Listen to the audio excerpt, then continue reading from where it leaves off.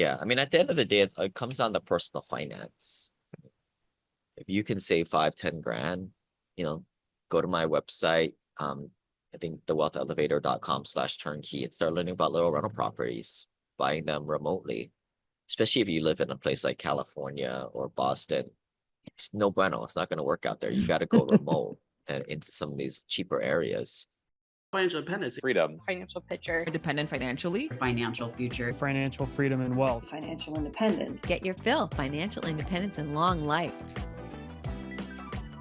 Hey, welcome to another episode of Get Your Fill, Financial Independence and Long Life, where we explore ways to achieve those two goals. And you're going to be so psyched today because Lane Kawaoka, did I say that right? Kawaoka. Yeah. Kawaoka. Oh, right, because it's a V rather than a W sound. Kawaoka. All right, awesome. Wayne Kawaoka is here. I should have asked that before we started filming, right?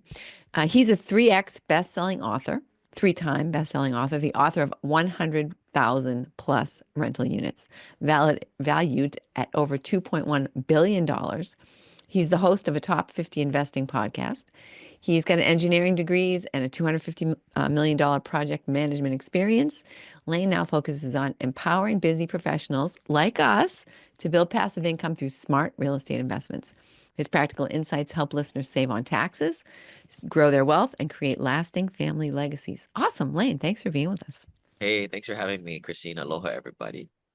Aloha to you. You have a beautiful background there. Is that like a fake background? It does. I'm not sure if it looks real. Yeah, it's my I work from home and it's messy. I used to be an engineer, so we tend to be messy people, but this is kind of what the vision, right?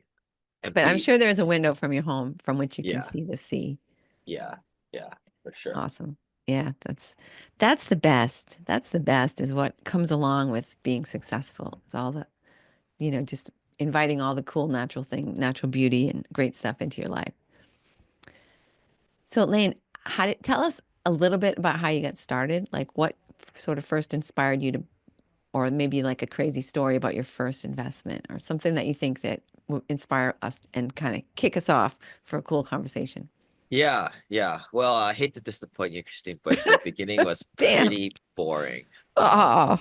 I mean, but I think I can, kind of talk about your folks, right, who are listening, but I think it might resonate with them. I kind of started on this, what I call the linear path of, going to school, studying hard, doing pretty decent at that. I got an engineering degree, started to go and work, and I just hated it from the first day. And I, again, was on this linear path that we're all taught to invest in the 401k, buy a house to live in. And I saved 80 grand for a down payment for a $350,000 house in Seattle a couple years after graduation, and, started working. And I was in this huge house by myself and in my early 20s. And I was like, well, why don't I just start renting this thing out, making some money? And that was kind of where I haphazardly kind of fell into being a landlord and passive income. And then I realized, wow, if I just did this much more times, I'd be able to fire my boss and, escape the rat race at some point.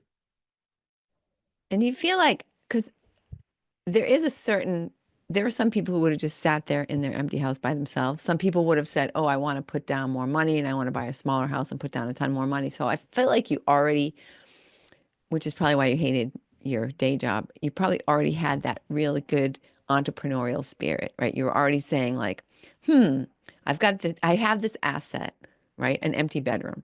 How can I turn this into something? Do you feel like your brain already sort of operated that way? Yeah, I was definitely motivated by money. That's for sure.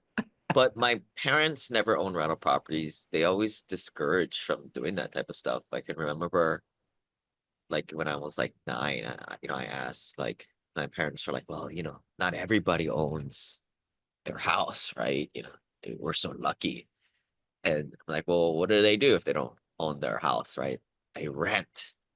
Like, well, shoot, why don't we rent out our house to those people and make money, And there's like, no, they'll mess up your property. And that was the end of that, right?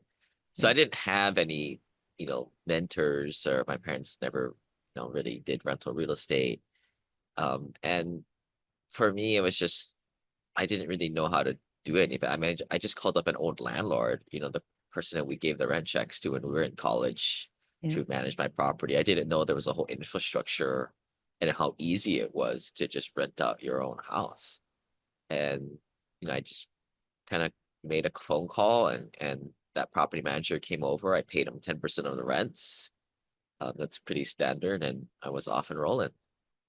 So you right away got a property manager. Yeah, yeah. I mean, I kind of a lot of times a lot of our curriculum is focused towards people who have good paying jobs, right? Like I think when people think of real estate investing, they think of flipping houses or what on HGTV Yeah. wholesaling houses. But in reality, that's what you do when you don't have too much money and you have to spend a lot of time in it and you have to take on a lot of risk. Sure, Right. it's kind of dramatic and kind of cool to see those transformations, but Especially when they happen in a half hour.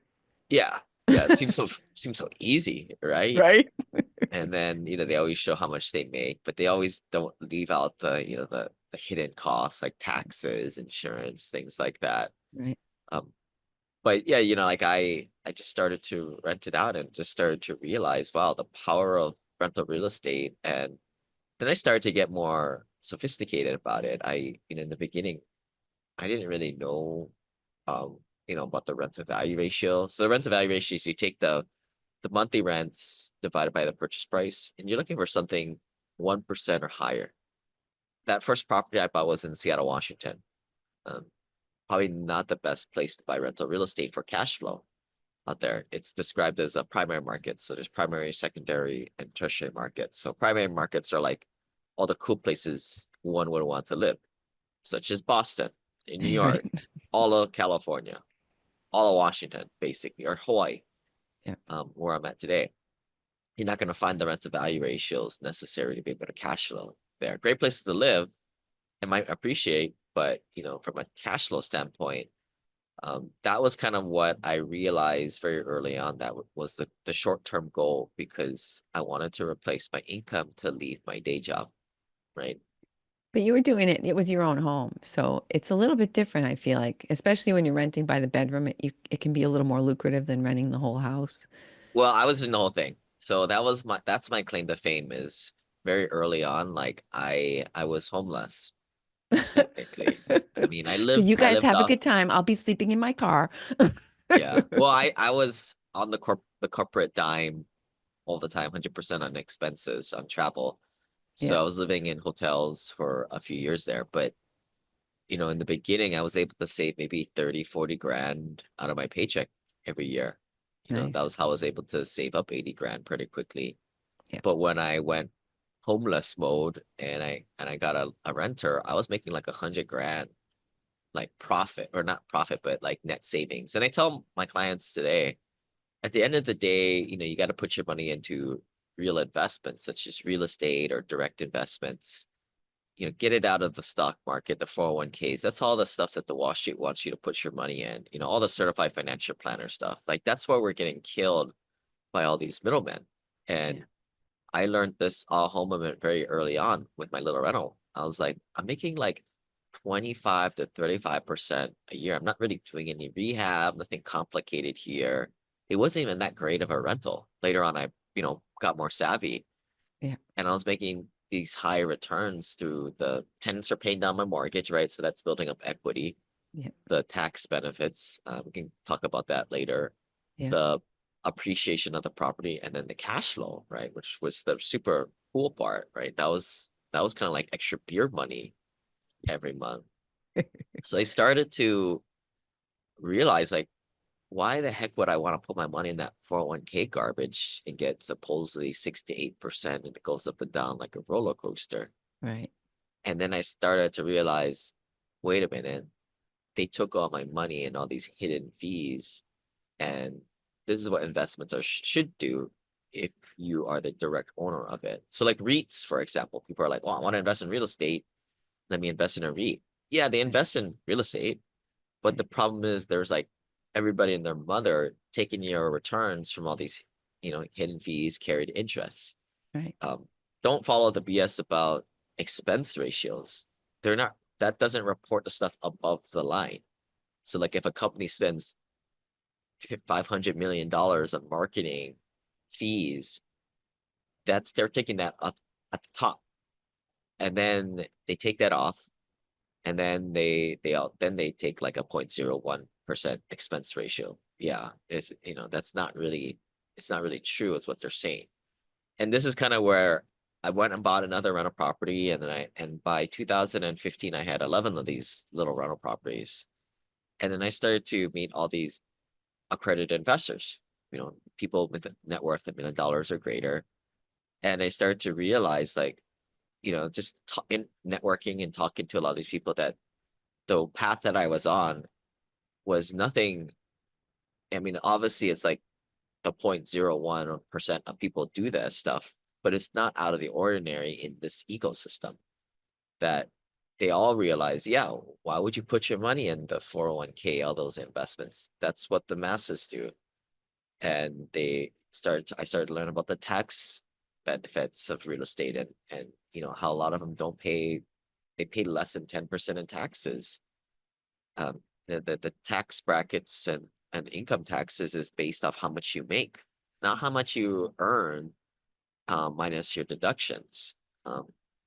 So started to learn about this alternative world. Like I said, never had a parents that were accredited investors, never had a rich uncle, but I started to realize all these tactics that the wealthy do are very implementable by the average Joe, just the opposite of what we're taught by our parents and coworkers and everybody out there. It's true. It does seem like once you start to learn about it, you just think, wow, this is like, why doesn't everybody know this? And why is this? It's just common sense. Even especially when you start looking at taxes and you say, well, what kinds of things can you get a deduction for? It looks like half of these things I can get if I just own one piece of rental property. So, or if I'm, Yeah. make my self-employment be its own corporation and all the sorts of benefits that you can get. But let's talk a little bit about, well, why don't you talk a little bit about the tax pieces, like the things that you first started to implement and how you saw those kinds of benefits multiplying what you were already investing. Yeah, yeah. I mean, it makes so much sense, right? But from another layer, it's like it makes so much sense why they don't teach this to you too. I mean, the wealthy, they have businesses, and they turn the color of their money from ordinary to passive, so they can use passive losses to offset their income, and they save a lot in taxes. And it makes sense why this information isn't out there for everybody. Um, and that's like, if everybody did this, then who would pay Where taxes, would we be, right? right? There'd be Yeah, no where would we taxes. There'd be? be no But then government. Wow, again, wouldn't that be terrible? the government wants business owners or landlords to do what we do too, right? We're just kind of taking their incentives and going with it. But in a nutshell, like real estate, the way it works is you have a house, and you can deduct the improvement value of said house over 27 years. So my first property that I had, I think it was like about $350,000 was the purchase price. It was in a high priced area, so the land value was very valuable. So let's just say, for estimation's sake, that the improvement portion, the building portion, was worth 200 grand. So 200 grand divided by 27. I think if people are doing that math at home, it's like, let me just do it real quick so I don't mess it up. Well, we can just pretend the house is 270 Yeah. So, instead of oh two yeah, that's a better idea. instead of 200. But if you go 200,000 divided by 27, that's about $7,400 that you can deduct every single year. So that was, pretty much what I made in profit every year, and I was able to deduct that. So basically, I wasn't paying any taxes on the profits. So, that's cool and all, but 27 is a long, long time. 27 years, long time. And when I started to get more involved in syndications and private placements, so bigger deals, we started to do this thing called a cost segregation to extract more losses in the first year. Cost segregation, costs maybe a few grand to do, but on a small deal, it's not worth it, right? But on a large deal, that's a drop in the bucket. And instead of 27 long years, you can deduct a lot of times like a third of the asset value in the first year. So I mean, that's your amount that you can deduct maybe goes up by 10, 20 fold that Yeah. first year, So just creating to, a hu- I was just going to say, just to kind of explain it just in a really simple way for people. So let's say that you buy a house and you end up renovating the kitchen right away. So that old kitchen, right, gets completely written off. So the value of the old kitchen now goes down to zero. And now you start a new, maybe 7 year cycle with the kitchen, right? Am I explaining this in a way that you think people would understand it, or you want? Yeah, yeah. It's just you're explaining it right. It's not super important for the end user like us, right? You do cost seg, you extract more depreciation out and losses. This is all the CPAs do this, right? And Right, that's why it's exactly. You don't need important to to have a understand it. competent CPA. Like, no, let's not get all technical about this, guys. Like, just this is simple stuff. If you just, you work with the right people. I guess it's important to somewhat understand what can you do and what Yeah. others do. But yeah, like a lot of times in a big deal, you might invest 100 grand, and I've gotten it back as much as like 80, 100 grand in first year losses. Obviously, I'm not making, even half of that the first year in returns, so I have all this surplus of losses. That's called suspended passive losses, and I can use that when I have income to offset. Another cool tactic to take this another step further is real estate professional status. Not everybody can do this, but if common use cases, you got a doctor making $600,000 a year, and you have a stay-at-home spouse. The stay-at-home spouse might manage a rental or two, um, as a not a property manager, not a realtor, but just manager in their portfolio and able to check off their real estate professional designation for their family on their taxes. And now they can use some of these losses to offset their ordinary income, right? Driving that huge income down. So we work with a lot of people that are above that $380,000 income threshold. Mhm. So it's actually very common out there. I know you're probably thinking, yeah, must be nice to make that much income, but a lot of people, a lot of hardworking people are, and they get killed with taxes. They're over the 30, 40% effective tax rate. Yeah. And by implementing some of these strategies, they can save hundreds of $1,000s a year. Um, but yeah, I'm just to close it on, not a CPA, not a tax attorney. If people need a referral, they can reach out to me and I can connect them to do this stuff. But this is all the stuff that I've learned from other investors, the best practices, and you know, but who teaches this stuff, right? Like passive income negated by passive losses, or PALs for short. Then you get your ordinary income, which is you want less of that because you get killed with all these extra taxes, and that's what our W-2 income is, or 1099 income is. The government wants us to have more of that, right? So they can tax us more. So how do we convert our ordinary active income to passive over the long term? Well, we buy assets that kind of produce it, in a little bit roundabout way. And we also do these other strategies to counteract the passive income that we do have. Lane, you brought up something that I think we need to just make sure we highlight, which is a mistake that a lot of people, you did not make the mistake that a lot of people made. So right at the beginning, you're like, I'm going to hire a property manager.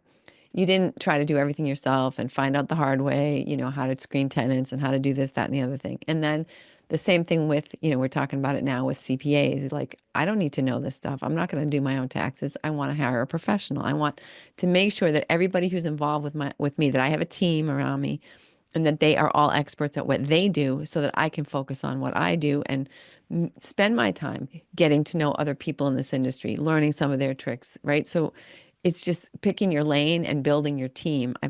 Can we just talk a little bit more about that? Because I think it's a mistake a lot of people make in the beginning is that they try to do everything themselves. Yeah, yeah. I mean, it depends on who you are too, right? I mean, that's something like my book is written specifically for the higher paid professional or successful business owner. If I don't really talk to people who are under $50,000 a year income, or in credit card debt.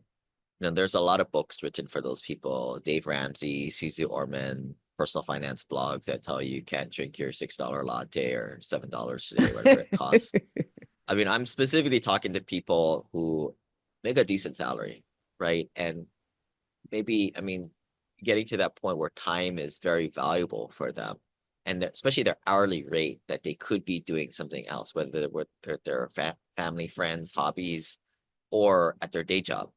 You know, so like a lot of my clients, it's they quite frankly are just gonna make more money doing an extra surgery on the weekend, or if they're a doctor, or getting a promotion, getting over 150, $200,000 a year at their day job than to do these like lower level tasks. I know we've all heard these things, right? Try and figure out what the hourly rate of your tasks and what you make your money at, and base your decisions off of that. But I would say if you make over 100 grand a year, or even 50 grand, 60 grand a year, do not do property management, guy. That is a low return on investment, return on time activity, and that should be done by, other people. But I get it. I was super cheap at one time too. That's how I got to this point in my life, right? I was able to save oogles and oogles of money because I was like a miser. Ate ramen noodles and did all this cheapo stuff. In fact, there's a place on my website where I wrote down all the kind of the janky things I would do at thewealthelevator.com/cheapo. That's just kind of a fun list I had. But I had, like doing your own property management, yeah, stuff doing that, guys. Like spend your time at your day job making more money to go just save up to buy more properties. And then the tax aside, I get it. TurboTax makes you feel really empowered with that thing at the top where you're making check boxes here and you're saving money on taxes, and it's animated. And I think these days it even like kind of like the pulsates or whatnot. I don't know, but don't do your own taxes, guys. Hire a professional. Most of us pay, you could probably get some guy to do it for $500, $1,000, but most of us pay like 3 grand these days. And that is like true sign of the wealthy and the unwealthy. Like you might think that that's a lot of money, but if you can save triple that in taxes, it's so worth it, right? And you're And leaving those so are much on two the table. places where you really could lose a lot of money if you are just trying to do everything yourself, right? Yeah.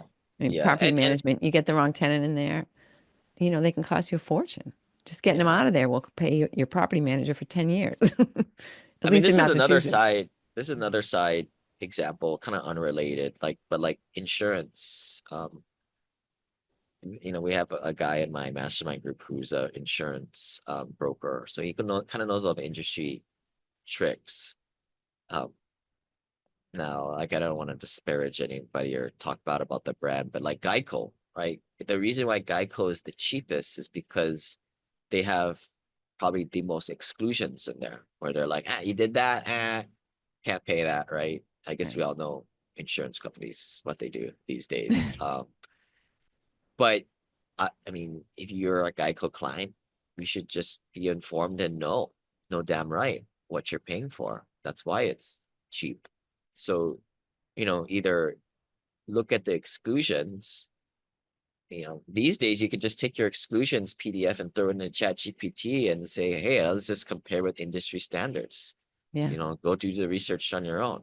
Yeah. But for insurance, there's like little kid insurance and there's big kid insurance. There's just for this, there's like, hey, why are you doing TurboTax, bro? In our world, our ecosystem, that is just silly. Just like Because you're getting a losing property out manager. on deductions. TurboTax doesn't know you, right? There, you're losing out on more money than it's going to cost you to hire your CPA. Yeah, it's great for people who have a day job and just have a W-2 salary. But as soon as you get some rental properties or in syndication deals as a passive investor, it's just not made for you. Yeah. So sorry to kind of interrupt and derail you a little bit there, but I just feel like that's an important thing to cover and just sort of make sure that people are aware. Like, it's not even just how much of your hourly rate, your potential hourly rate that you're making. It's also how much are you losing out of ignorance and how long is it going to take you to figure that out? Yeah, but the problem I think people have and I had is like, if you don't have anybody around you that are doing this, and not many of us have, because the people who are, like the people in my group, like they value their privacy. So like, nobody wants to let everybody know. And no, and it kind of comes across as bragging too, I think sometimes. Yeah. But the only people you have visually around you are your other cubicle dwell mates. And like you never want to take financial advice from the old guy who understands social security and 401ks. Like we don't want to follow them and their path. Right. That's for sure. But there is a different path out there that is a little bit less visual. We can't you don't see it. But that's why, I wrote the book, The Wealth Elevator. And the idea is there's different floors of the wealth elevator. There's different paradigms here.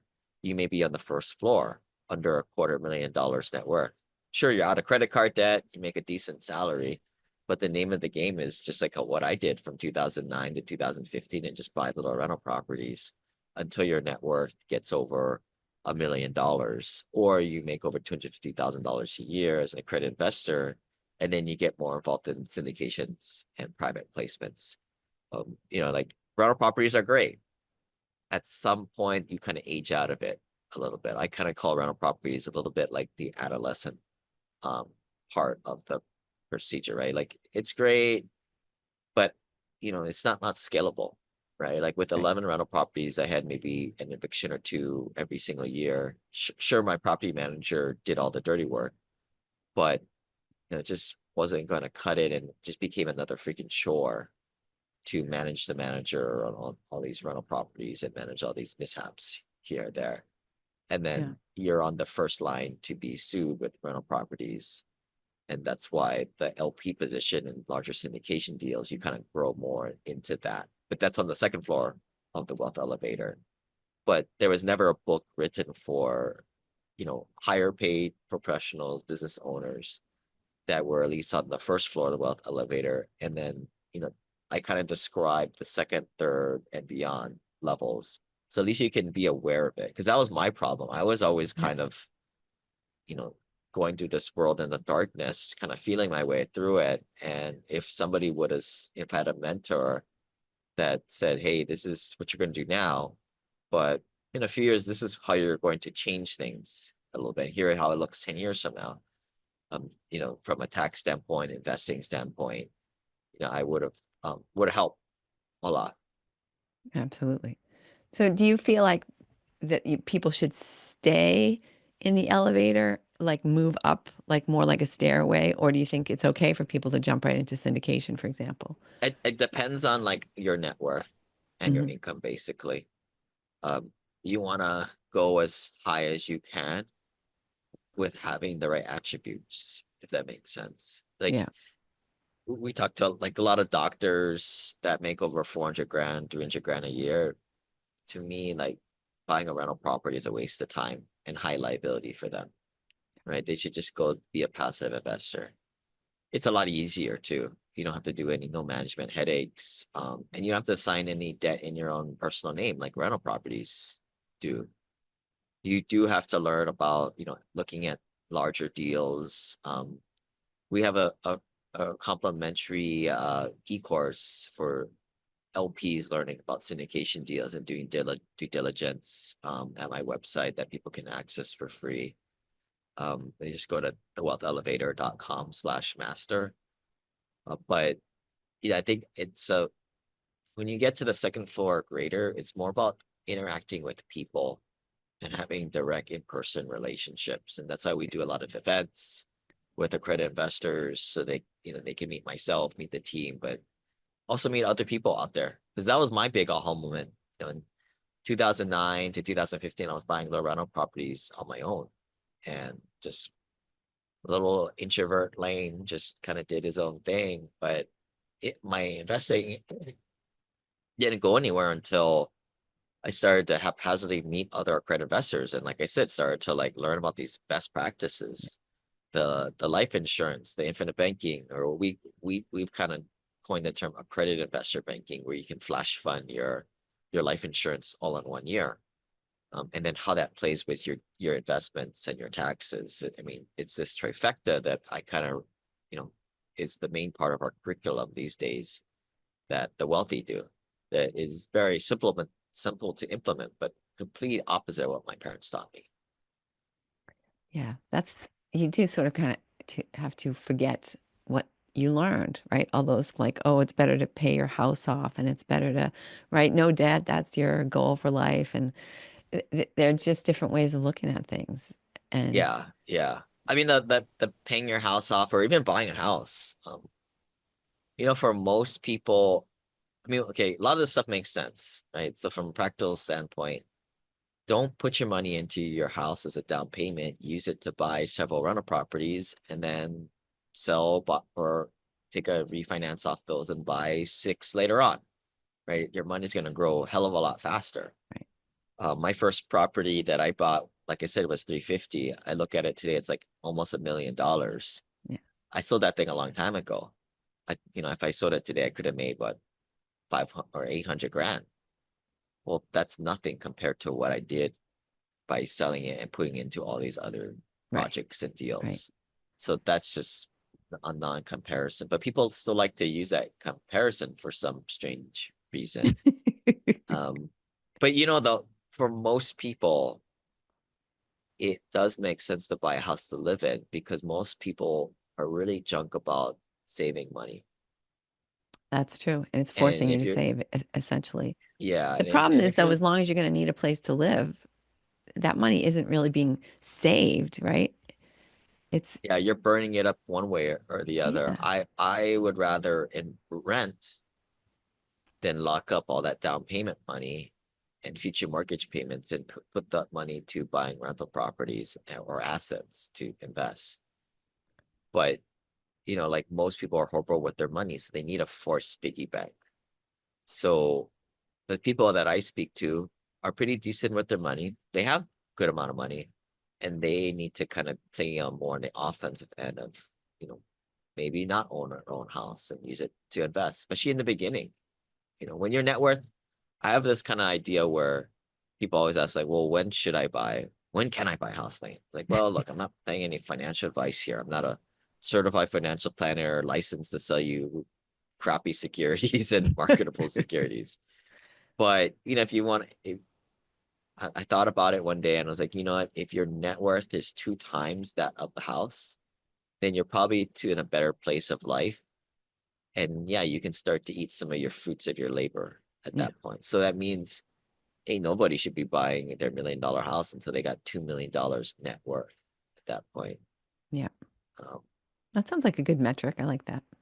yeah, but then nobody would buy their house, right? I But know. you That's know, true. Then what real estate agents like me do, we wouldn't have anything to we wouldn't have anything well, to you sell stuff focus to. on the high end guys, right? The Exactly. guys We'd who be turn and selling. burn and Yeah. sell $4 or $5 million houses again and again and again, Yeah, right? that's true. That'd be fun.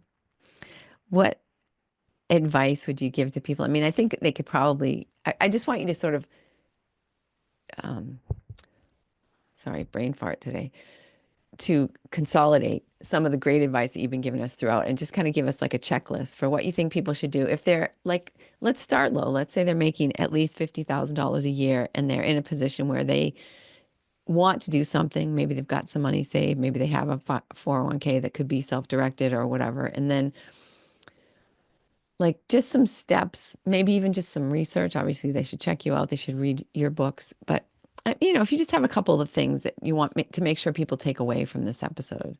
Yeah, I mean, at the end of the day, it comes down to personal finance.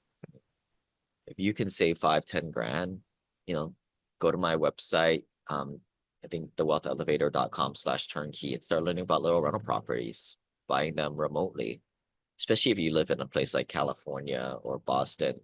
It's no bueno. It's not going to work out there. You got to go remote and into some of these cheaper areas.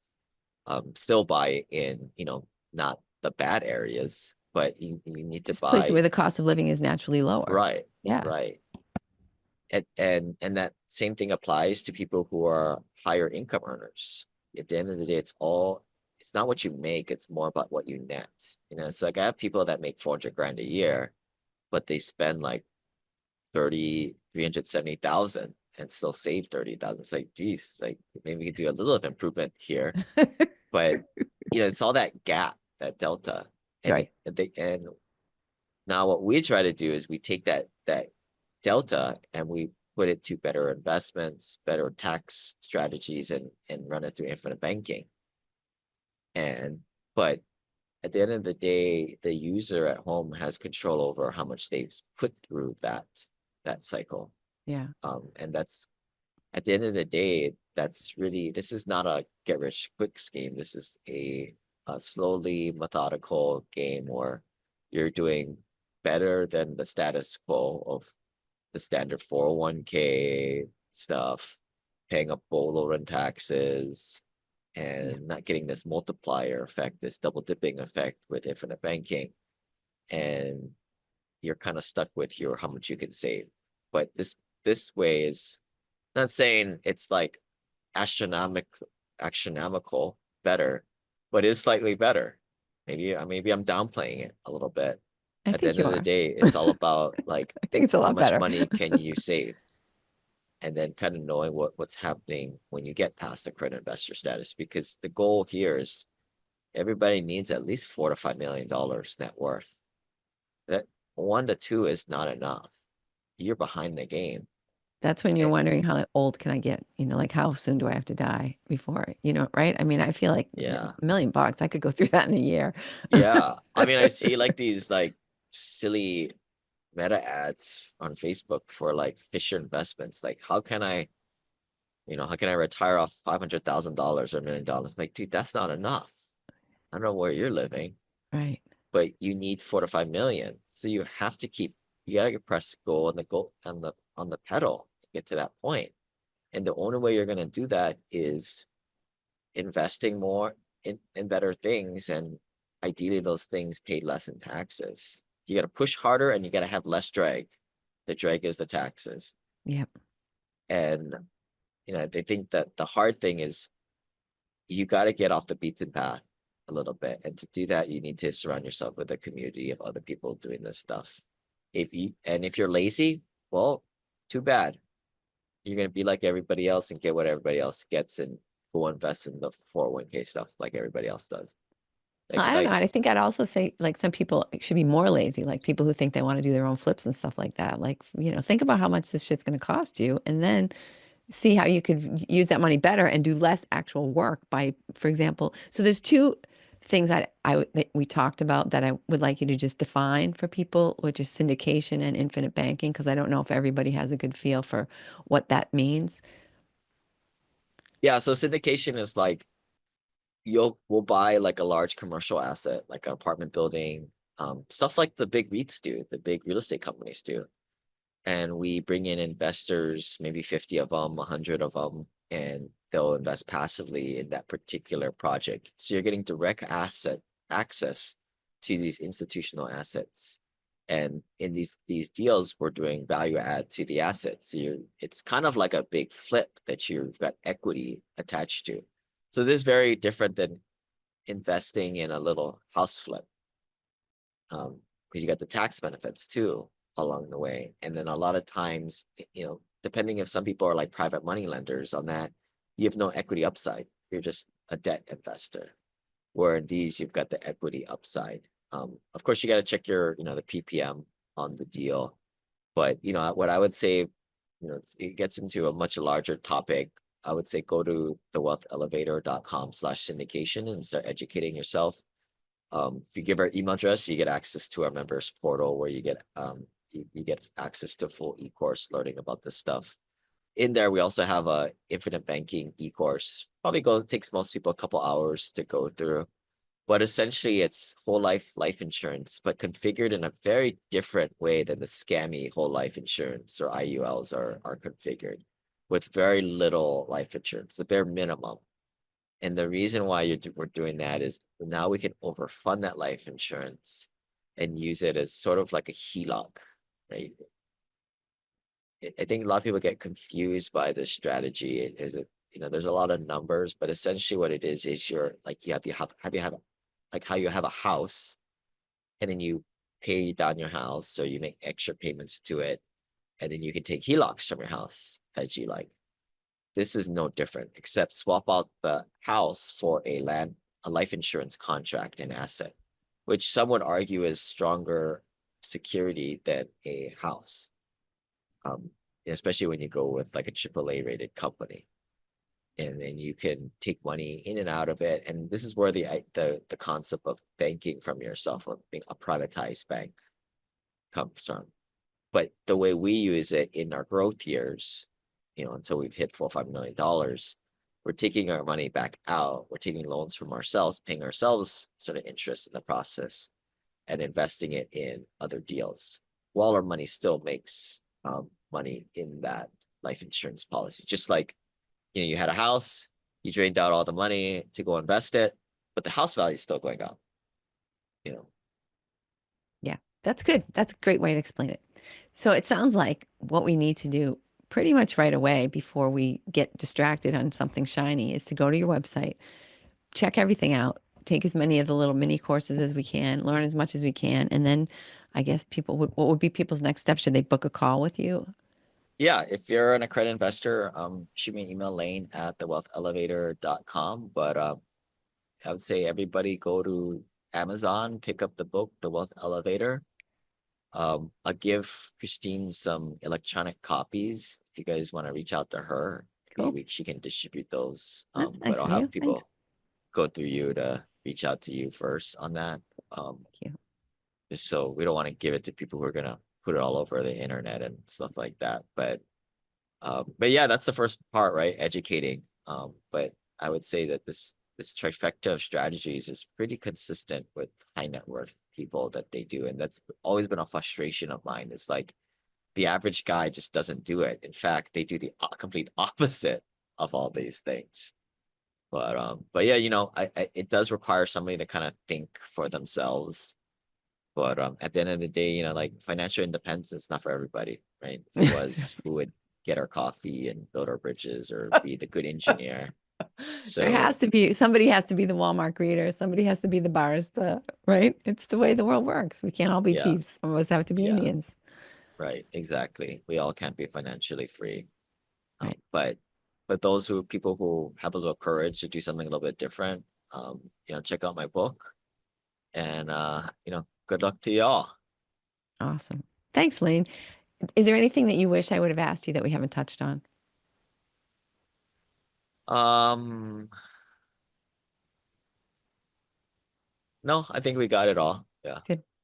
Excellent. we try to keep things pretty simple. Well, and it really is simple, although it might require erasing a lot of stuff that's already in your brain, right? If you could bring people back to zero and start from scratch, but we're not at zero, right? We're Yeah, I mean, already, that's the hard thing, right? Like, a lot of our clients are in their 50s, and I hear that again and again. Like, a lot of them are like, they book that call with me and they're like, Lane, I'm the guy who maxed out his 401k for a decade or two. I still have this thing, I couldn't get it out. I've been, sometimes it's hard to reverse many, many years, especially when you had a certain belief that that was truly the best thing to do at the time. yeah. We have a lot of younger guys that, they come out of college, they make 200 grand a year. They call these guys Henrys, right? High income, not wealthy yet. They're easy, right? Like, it's kind of like golf. Like, I play golf and I get a swing coach, and it's like I've been playing golf a long time. It's really hard for me to get rid of my hook. Um, so but it's easy, they always say, oh, the kids, they get it so easy. It's like, well, yeah, because they're starting from scratch. They don't have all this Exactly. baggage like we adults have. Right. Exactly. So thank you, Lane, so much. This has been great. And we do have some episodes. I'll try to remember to link back to them. We did an episode about infinite banking. We've done a couple. We had a couple of syndicators on here. So maybe I'll just put some of those links in the notes along with all the links of how you can reach Lane and all his education. And right now, stop, write down 5, 10, 20 people who you know who would like to have more money. I bet you could think of everybody in your phone and send them a link to the episode because they will appreciate it. And Lane and I will also appreciate it. And then go off and have a fantastic week.